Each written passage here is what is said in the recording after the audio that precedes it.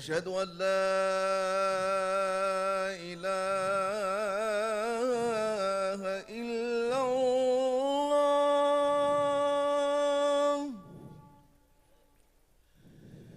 أشهد أن لا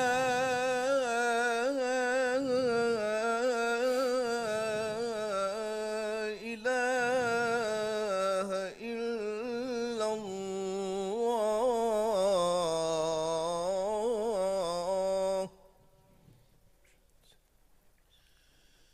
أشهد أن محمدًا رسول الله.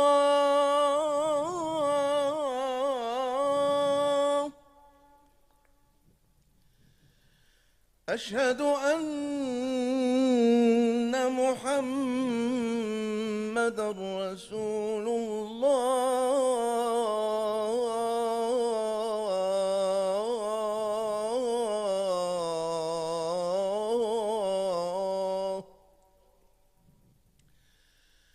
حي على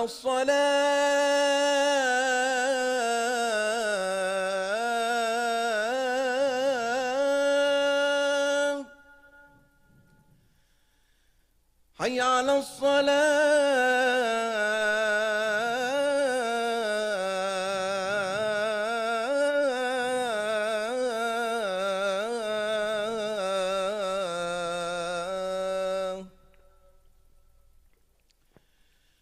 حي على الفلاح.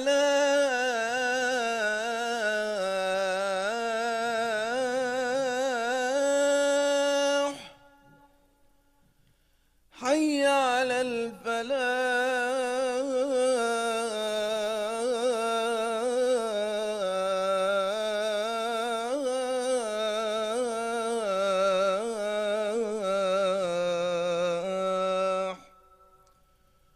الله أكبر، الله أكبر. لا إله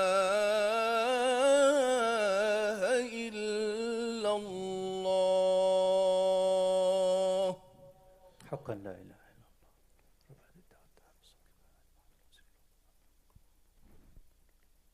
إن الحمد لله نحمده تعالى ونستعينه ونستهديه ونعوذ بالله من شرور أنفسنا ومن سيئات أعمالنا. من يهده الله فلا مضل له ومن يضلل فلا هادي له، وأشهد أن لا إله إلا الله وحده لا شريك له، وأشهد أن سيدنا محمدا عبده ورسوله، بلغ الرسالة وأدى الأمانة ونصح للأمة وجاهد في الله حق جهاده، وارض اللهم عن الصحابة والتابعين وتابعيهم بإحسان إلى يوم الدين. Dear brothers and sisters, Assalamu alaikum wa rahmatullahi wa barakatuh. The topic of my khutbah today is about priorities. In Arabic, فقه الأولويات والموازنات. This is a topic that has kept me busy thinking for quite some time. And I'm not the only one. Sheikh Yusuf al-Qaradawi, Jazahullah khair, rahimahullah, the most prolific contemporary Muslim author with more than 200 books to his name. Two of my favorite books of his books are أولويات الحركة الإسلامية في الوقت المعاصر, The Priorities of the Islamic Movement. And when we use the word movement, we're not talking about government, we are talking about people like you and me. What do they do in their society to improve themselves? That's what the word haraka means, movement. Not intellectual. We're talking about social action here. أولويات الحركة الإسلامية. Another one, فقه الموازنات والضروريات أو فقه الضروريات والموازنات. I'm not sure. I have both books and I've spent some time reading both of them. And a lot of what I'm going to say in the khutbah today is inspired by some of his writings, but a lot of it also is inspired by our context. And many of you who have listened to me give khutbahs for over 30 years, probably 35 years, know that I like to contextualize. I don't like to speak in a vacuum, in a theoretical context. I like to speak relevant to something happening right now, right here, that we can do something about. And this is important, ya akhwan. The context is the United States. Why am I saying this? Because somebody might be listening to this khutbah somewhere in Arab land. The internet, everything is out there, so people see them. And may think that this khutbah applies to them. It doesn't. Our issues are different from their issues. And the opposite is happening, by the way. I don't know if you noticed this. I have a brother complain to me recently that every time he watches a clip on YouTube, he gets depressed. I said, why? He says, they're always bashing us on the head. I said, it's because these people, especially from the Gulf, these people are speaking to their audience. They're speaking to their people. They're speaking to men and women who are buying their kids Ferraris and Lamborghinis. They go out in the desert, they take a spin, they flip and die. They're speaking to that audience. They're trying to teach them how to settle down and how to tone down spending money on toys for their kids that are winding up killing them. They're not speaking to us. So the opposite is true. I'm speaking to you here in America. If anybody is listening in the Middle East, turn off, switch to another channel, don't listen to me, because I'm not speaking to you. Our context, ya akhwa, is the following. And by the way, the problem is not in the general audience, it's among the, what I call the religious Muslim, the ones with high religiosity, al-musalli. I'm going to give you a few examples to illustrate my point. We currently have in the United States probably close to 4,000 masjids. I can take you back 20 years ago, we had 974, according to Ihsan Bagbi. 4,000 now. You may say, well, the United States is a big country. New York City alone has more than 400 masjids. Wallahi, I was visiting a brother once, and it was Maghrib time. And he said to me, you like to pray in the masjid? I said, sure. Is there a masjid nearby we can walk to? He said, sure. As we left the masjid, we walked in the street. He said, do you want to pray in that one, that one, that one, or that one? There was about 5 masajid within walking distance. Why? Why in a place where there's 120,000 Muslim kids in the public school system and hardly any Islamic schools? There are some Islamic schools in New York. Enough to accommodate 120,000. Hear me clearly. I didn't say 1,200. I'm saying 120,000, 10%. Of the students in the New York City public school system are Muslim. 10%. There's 1.2 million. I'm sure of my data. This is my field of study. I know my numbers. 120,000. 400 masjids in New York City, all of them within a couple of miles of each other. That's why I'm talking about priorities. Shaykh Yusuf al-Qaradawi rahimahullah raised this issue, and I'll bring some examples later on. But before I leave this point, I want to remind you, not long ago, a brother came here by the name of Mohammad Abbasi. He gave a lecture here about maps of Palestine. His life mission has been to find documentation of the geography of Palestine going back literally more than 1,000 years. There are those that say there was never a Palestine, so he wanted to answer those people. It's not enough for us to have coins, 1 mil and 2 mil. I got them, you got them, we all got them. My son-in-law has a dinar and 2 of Philistine. People don't pay attention to that. So he took it upon himself for over 25 years. I knew his grandfather, Sheikh Abdullah Ghosha. He was Minister of Islamic Affairs in Jordan. So his grandson, Mohammad Abbasi, dedicated his entire life. He hardly has any support. For a project that big, he hardly has no support. Part of it is because he doesn't have a team. He doesn't have an organization to support him. He's a loner. He works by himself. But that's one part. The other part is that we don't pay attention to things like that. When we are told that there is an earthquake somewhere, we are all very generous. A guy walks into the Turkish embassy and writes a check for 30 million. Allahu Akbar. Wallahi ya ikhwa, if we said, we are going to establish an institute that graduates leaders, a leadership academy that trains leaders. We will pick the top 1% of Rasul sallallahu alaihi wasallam said, الناس كإبل مئة لا تجد فيها راحلة Hadith Rasul, that people are like 100 camels. There's one of them, 1%. One of them that have a strong back. John Maxwell, the most prolific writer in America on the topic of leadership, copied this hadith and claimed it to himself. Never gave any credit. He calls it the law of 1%. People are like 100 camels, only 1%. La hawla wa la quwwata illa billah. Muhammad sallallahu alaihi wasallam said, "Sallu ala Rasulillah. رغم أنف عبد ذكر اسمي عليه ذكر اسمي عنده ولم يصلي عليه صلوا على رسول الله." Wafa House. Ya ikhwa, we have an organization here that has taken care of more than 12,000 families in the last 12 years, founded by two of our sisters right here in our community.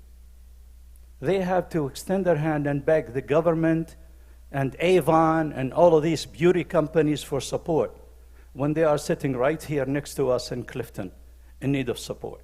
We send our money all over the world, and yet Wafa House is sitting here. And I'm sorry to single them out, but I have to give some real examples. I'll give you one more example, just to show you how dire this situation is. I met a brother a few years ago, about 3-4 years ago. His name is Walid Mizyad. Some of you may know him from the village of Silwad, Qada Ramallah. Walid Mizyad spent time in Palestine during the Intifada. He was injured. He came to the United States. He said his family spent time before the Intifada and after the Intifada in Louisiana. This is a true story. He told it to me. He said, one day I was in an Uber, only to realize that the driver of the Uber used to be the top student in my class back home. And all he could do is drive a cab. He said, I started crying when I found out that the reason he is driving a cab is because he couldn't afford to go to school. This kid took it upon himself to sell, he's a man, he's a big man now. Walid Mizyad liquidated most of his assets to the point where his wife almost divorced him. And he started a project called Reach Foundation. Reach Foundation, ya ikhwa, as of yesterday, I was on the phone with him yesterday, gave scholarships to college scholarship, university scholarships in Palestine for over 1,600 Palestinian students whose average GPA is over 95%. متخرجين توجيه. They're graduating in the matriculation exam in Jordan, Palestine, with average of over 95. I said to him, why not make it 90? He said, if we make it 90, we won't be able to cover them. There's so many of them. Ya ikhwa, these are the cream de la creme, as they say. These are the cream of our society over there. How many people have heard of Reach Foundation? How many people have ever even written a check for education of Palestinians or Egyptians or Afghanis or anywhere? And yet, Tariq Suwaidan said it more than 30 years ago. I've known Tariq since like 1982, since he was a student in Oklahoma. And one of his favorite sayings that I remember in a series called Sana'at al-Hayat, he said, we spend so much money on things like masajid and so on and so forth. He said, wallahi, if we took a fraction of that money and we developed an institute that would graduate 100 to 200 leaders worldwide, we're not talking about in one country, worldwide, 200, that's all, 1 or 200 of our young men and women, if they were trained to be leaders, they can change the reality of the Muslim Ummah, the entire Muslim Ummah. Ya ikhwa, we are the Ummah of Sayyidina Umar ibn al-Khattab, who sent Amr ibn al-As to Egypt with 4,000 fighters. 4,000. Amr ibn al-As sent him, said, a huge army, I can't fight with 4,000. So he sent him 4,000 more, and 4 men. He said, Rasulullah said, لا يغلب 12,000 من قلة. 12,000 cannot be defeated. That's hadith. 12,000 cannot be defeated. He said, I sent you 4,000, here's 4,000 more, that's 8,000, and I send you 4 more, each one of them is equal to 1,000. Here's your 12,000. And that's exactly how it was. And Amr won. Among the 4 was people like Al-Miqdad ibn Amr, Darar ibn al-Azwar, names that you may or may not have heard of, but wallahi ya ikhwa, in our history we have 1 equal 1,000. And that didn't stop with the Sahaba. Among us today, right here in this masjid, in this community, there could be people that could reach that high, only if the environment supports them the way it should. There are many more examples. What Sheikh Yusuf Qaradawi says is interesting. He says that something that may be a priority at a certain time may not be a priority at another time. We have to understand the difference in time and circumstances, the context. I'll give you an example. In 1978-79, in northern New Jersey, other than the Turkish masjid on Knickerbocker, I have to give them credit, there was only one masjid that catered to our community. And it was 17 Park Street in Jersey City. And I remember when Sheikh Hanuti, rahimahullah, when he led the salah there, he told us that the salah would have to be moved to his house on Kennedy Boulevard because we had no heat. The heater was broken. We needed $5,000 to fix the heater. That's all we had. Ya akhu, one of the brothers reminded me the other day that there was a time when for Salat al-Eid we would have to rent a Roosevelt Hotel back in 79, 78 in New York because there was no masjid that can accommodate Salat al-Eid. At that time, establishing masajid like this masjid was a necessity. كانت ضرورة. But ya ikhwana, when you have a masjid next to a masjid, next to a masjid, next to a masjid, how many more masjids? Give me schools. Give me another wafa house or 2 or 3 or 4. Give me a drug rehab center for our kids that are dying on Main Street and dying in the streets of New York and New Jersey. Ya akhwa, I was told in Bay Ridge, New York, 5 janazas in 1 week. 5 janazas, most of them drug related. ولا حول ولا قوة إلا بالله. Who's going to take care of all of these? Our priorities are mixed up. That's why we're not taking care of it. And I've been thinking about this all week long, and then Allah Azza wa Jalla enlightened me. هيك في لحظة I remembered the ayah. أعوذ بالله من الشيطان الرجيم. سورة التوبة يا أخوة. أجعلتم سقاية الحاج وعمارة البيت الحرام كمن آمن بالله واليوم الآخر وجاهد في سبيل الله لا يستوون. Surah Tawbah is a surah about international affairs and local administrative affairs. It's a surah about politics in today's terms. Jeffrey Lang, a professor of mathematics, when he read the Quran, went through Surah At-Tawbah and Anfal and all these surah, he made a clip that you can find on YouTube in which he said the following. He said, when I became a Muslim, everybody was volunteering to tell me about all the things that are halal and haram in Islam. Only for me to find out that the halal and haram in the Quran is less than 3%. 3%, ya ikhwa. 97% of the Quran is about how to administer our lives. It's how to live our life, how to relate to one another, how to build institutions, how to take care of ourselves, how to raise an ummah that has children like the ones that when they saw Sayyidina Umar ibn Khattab, they ran and one of them didn't. And he said, why aren't you running like them? He said, I didn't do anything wrong. These are the kind of men that we need, like Abdullah ibn Zubair, like Al-Hasan, Al-Hussein. These are the kind of men we want to raise. Yusuf al-Qaradawi years ago was commenting on an article written, this is 93, about 93 when the Bosnia and Herzegovina massacres were going on, when tens of thousands of our sisters were being raped in Bosnia. La hawla wa la quwwata illa billah.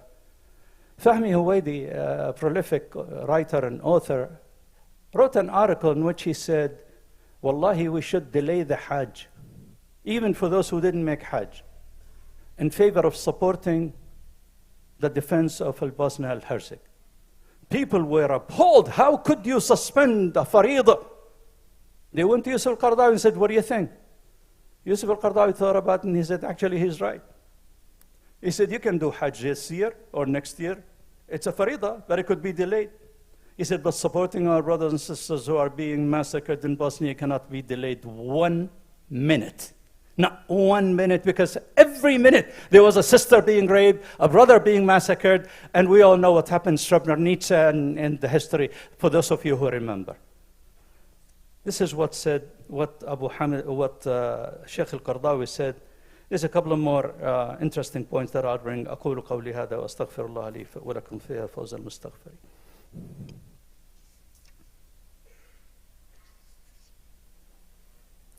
Alhamdulillah, wassalatu wassalamu ala rasulillah wa ala alihi wa sahbihi man wala. I remember Sheikh Yusuf Qardawi visited America. I think they allowed him only once here. I forgot what year it was. المؤتمر الخامس للرابطة الشباب اللي بتفطنوا. And he complained after he went back. Assalamu alaikum. He said, I'm amazed that in America they're asking me fatwas about whether it's allowed to wear the watch on the left hand or the right hand. They were asking me questions about should we eat with a spoon or a fork or with our 3 fingers? Should we sit on the floor or on a dining room table? Do we wear dishdash or pantalon? Is it okay to wear pantalon or should we? He said, these are the fatwas that are coming from America. He felt that that was way beneath our priorities, ya akhwa. That we as Muslims, ya akhwa, this issue of dishdash, for instance. I was shocked when I heard from Suhaib Webb. I'm not against it, by the way. I'm just relating to you what my brother Suhaib said once. He did his research. He said, I found out that actually the white gown that we wear is actually the Persian outfit. هذا لبس أهل فارس. The Muslims, يا أخوة, they were horse riders. كانوا يلبسوا سروال شبيه في البنطلونات. They were wearing a سروال similar to the pants that we're wearing. Maybe wider, زي سروال الأكراد, إخوان الأكراد. The point I'm trying to say is that our priorities are mixed up. There are people that at a time when Russia was raping Afghanistan, there were people that were pointing to the people of Afghanistan, and because they have some things فيها شبهة, يعني there are suspects that are not Islamically, from Aqidah standpoint, kosher, carrying something around your neck and hoping that it would protect you from evil and things like that. Oh, and sometimes they go to a grave and you say, Ya Fulan, Ya Hussein, they do that in Egypt, they do that in many countries. There were people that were actually coming out and saying about the Afghanis, Mushrikun yuharibu mushrik. They pointed to our Afghani brothers, our Muslim brothers and sisters, and calling them mushrik because of these violations of Aqidah, and that they don't deserve support because the Russians are mushrik, these are mushrik, leave them alone. La hawla wa la quwwata illa billah. How much more misguided can we be, ya akhwa? In conclusion, I want to bring up the most important point of this khutbah, and that is, there is a need, ya akhwa, for us to pay attention to what's happening to our kids in schools. The school system nowadays, this is very confusing to a lot of people. And a lot of people don't know this, but I spent years studying this issue. The school system in the United States is unique. No other country in the world that I know of has a system similar to here. In the United States, the schools are run by local boards. People like you and me, local boards elected locally. When I say local, I don't mean at the state level, I'm talking about the municipality level. And for those of you who don't know, there is 562 municipalities in New Jersey alone. So theoretically, there could be 562 boards of education. These people are elected by you and me. If you do not elect them, somebody else will. Those are the people that are deciding what curriculums are being taught to our 120,000 Muslim students in New York City alone. Think about how serious this is. These kids in the public school system, and very soon probably by law in many states, in many ultra-liberal states, by law, they are going to be taught that it's okay for a boy to marry a boy. I don't want to go into too much detail. There's young kids here in the room. But you know what I'm talking about. The rainbow issue. And we can stop that, ya akhwa. Let me end by sharing one quick story that will illustrate this point. In California, there was a community that has a Muslim majority community in a certain municipality.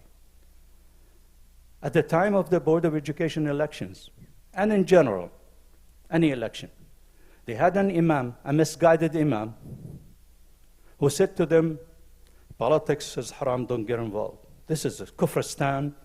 Kufristan. Don't get involved. Don't vote, don't participate. They didn't. You know who won the board, the entire board? True story. LGBTQ, XYZ, I mean, every day they add a new letter. The whole alphabet. They won. And our kids get to learn from those people. Whose fault is that? Tell me, whose fault is that? Does that sheikh really deserve to be an imam of that community? What kind of a fatwa is this? Yeah, ikhwa, this is an issue that's been settled in our community. Taha Jabir al-Alwani, rahimahullah, gave a fatwa in this more than 30 years ago out of triple IT in New York, in Washington. He simply said, look, you have an opportunity to control your environment, to pick who leads you, to pick what they do to you and to your kids. You can't walk away from that on the guise that we don't want to assimilate, we don't want to be part of the society. That kind of understanding is bankrupting us. We need to stop right now, ya ikhwa. But it's not enough to stop. We need to also, instead of spending so much of our time on civic duties, we need to divert some of that effort towards supporting political candidates in our community who are running for office. They are running for office, especially boards of education. That is our responsibility. Allahumma fashhad inni qad ballaght. أقول قولي هذا وأستغفر الله العظيم لي ولكم فيا فوز المستغفرين. اللهم انصر الإسلام وأعز المسلمين وأعلي بفضلك كلمة الحق والدين ووفقنا لما تحبه وترضاه يا رب العالمين. اللهم من أراد بالإسلام والمسلمين خيرا فوفقه إلى كل خير ومن أراد بالإسلام والمسلمين سوءا فخذه أخذ عزيز مقتدر. عباد الله، إن الله يأمر بالعدل والإحسان وإيتاء ذي القربى وينهى عن الفحشاء والمنكر والبغي يعظكم لعلكم تذكرون. اذكروا الله يذكركم واستغفروه يغفر لكم وأقيموا الصلاة. الله أكبر الله أكبر. أشهد أن لا إله إلا الله. أشهد أن محمد رسول الله. حي على الصلاة حي على الفلاح.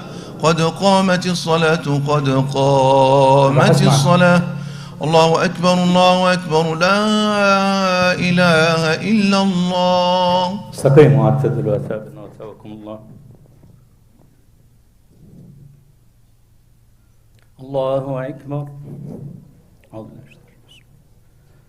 بسم الله الرحمن الرحيم. الحمد لله رب العالمين الرحمن الرحيم مالك يوم الدين. إياك نعبد وإياك نستعين.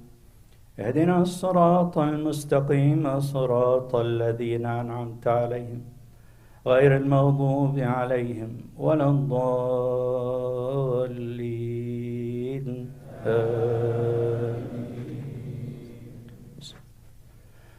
سبح اسم ربك الأعلى الذي خلق فسوى والذي قدر فهدى والذي أخرج المرعى فجعله غثاء أحوى. سنقرئك فلا تنسى إلا ما شاء الله إنه يعلم الجهر وما يخفى.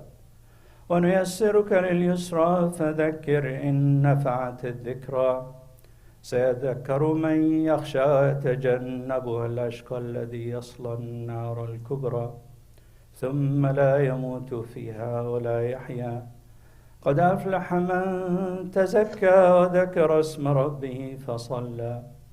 بل تؤثرون الحياة الدنيا والآخرة خير وأبقى. إن هذا لفي الصحف الأولى صحف إبراهيم وموسى. الله أكبر.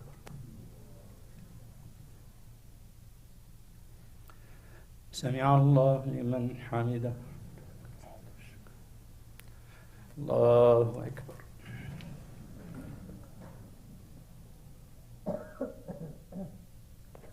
الله أكبر. الله أكبر.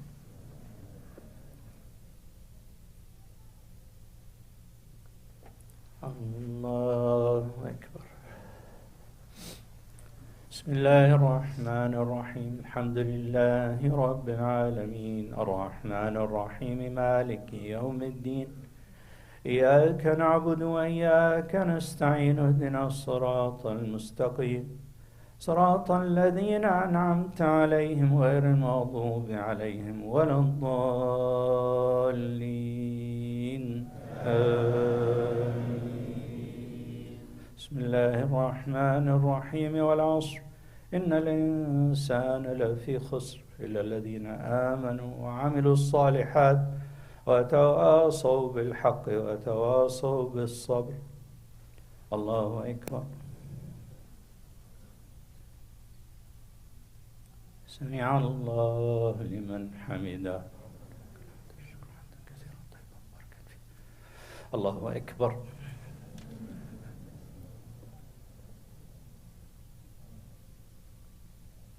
الله أكبر. الله أكبر.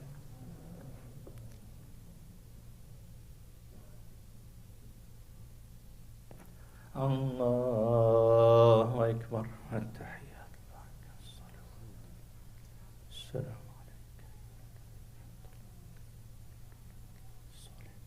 أشهد أن لا إله إلا الله، اللهم صل على سيدنا محمد وعلى آل سيدنا محمد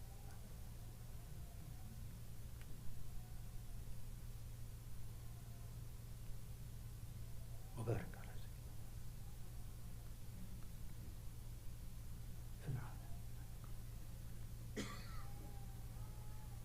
السلام عليكم ورحمة الله. السلام عليكم ورحمة الله. استغفر الله.